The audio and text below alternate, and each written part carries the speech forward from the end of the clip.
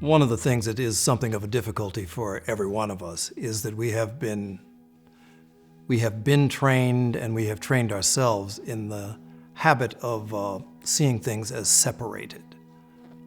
Even though on a certain level we know that that doesn't fully accord with what's real, somehow or another it's the easy way to see things because, if something burns me, you don't jump. So obviously we're separated, is the way we come to see it. But probably that's something that just because it's a habit of seeing doesn't necessarily mean that it is in fact correct.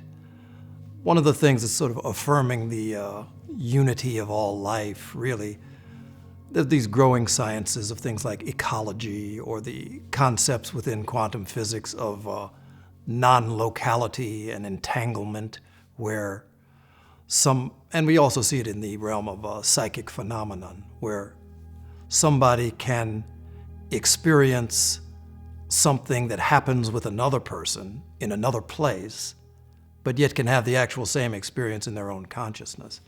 And this is something that at some level or another everyone is familiar with. So there is this one life that expresses itself in many ways, and that at the individual level we find ourselves caught up in our particular expression, but to the extent we're able to track it back, we start to become aware that there is an underlying intelligence in all of this. That all of the processes that link us together are really just that they are linked and they are interconnected. And so what we think of in terms of someone who is actually a wise individual, generally the people who are wise are not specialists.